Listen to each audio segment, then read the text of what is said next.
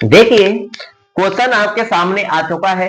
एक अंक वाला क्वेश्चन है, अध्याय 3 से है, दो चर वाले रैखिक समीकरण युग्म से। ठीक है ना। क्वेश्चन कह रहा है यदि किसी दो अंकों की संख्या में इकाई अंक a है तथा दहाई अंक b है तो वह संख्या है। दो अंकों की कोई संख्या है और उसमें इकाई अंक दे रखा है a तथा दहाई अंक दे रखा है b, तो वह संख्या है। तो उस संख्या का आपको पता करना है कि संख्या 10a प्लस b है या फिर a प्लस 10b है या फिर a प्लस b है या फिर a इंटू b है। तो देखिए यहाँ पर थोड़ा सा मैं आपके लिए समझा देता हूं। जब ये भूमिका आप समझ जाएंगे तो आप ऐसे से वह संख्या निकाल पाएंगे। जैसे हमें दो अंकों की संख्या की बात करें, जैसे हम 25 की बात कर लेते हैं। अगर दो अंकों की संख्या को अगर विस्तार से लिखा जाए तो देखिए जो इकाई अंक होता है ना, इकाई का मतलब होता है एक और दहाई का मतलब होता है 10। ठीक है ना। तो जब दो अंकों की संख्या को विस्तार से लिखा जाता है तो दहाई अंक में 10 का गुणा किया जाता है।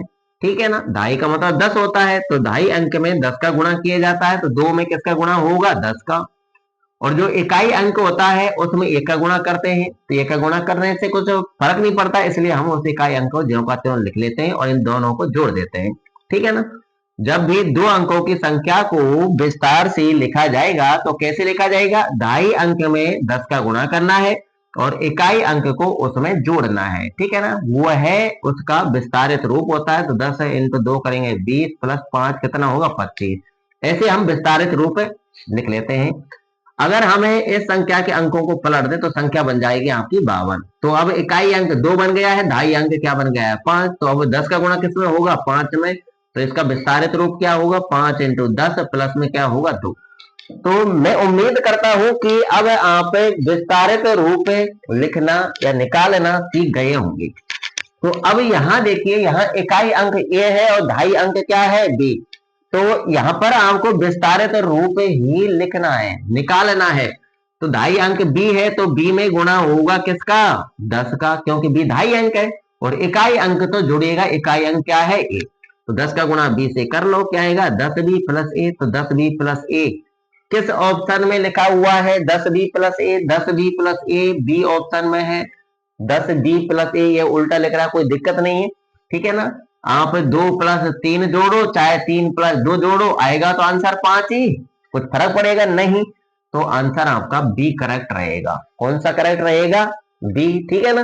अगर आपको इस प्रकार से दिया हुआ होता कि बी, तो इकाई अंक की जगह पर क्या है? इकाई अंक ही है ये। और दहाई अंक की जगह पर क्या है? बी। और दहाई अंक क्वेश्चन में बी ही दे रखा है, तो आपका यही करेक्ट होगा। परंतु ये ऑप्शन और ये ऑप्शन, ये दोनों ऑप्शन एक साथ आपको नहीं मिलेंगे। ठीक है ना। अब आपका दिमाग सोच रहा हो कि अगर मिल जाए तो क्या होगा?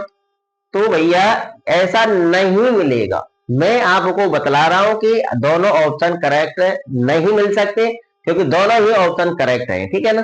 ये शॉर्ट रूप हो गया इसका, ये इसका विस्तारित रूप हो गया। अगर आप इसको देखेंगे तो ए बी है, यहाँ पर है दहाई अंक ए और इकाई अंक क्या है? बी। ये गलत है। ठीक है ना। ये दोनों नहीं मिलेंगे, दोनों में कोई एक मिलेगा, उसी का आपको चयन करना है। ठीक है।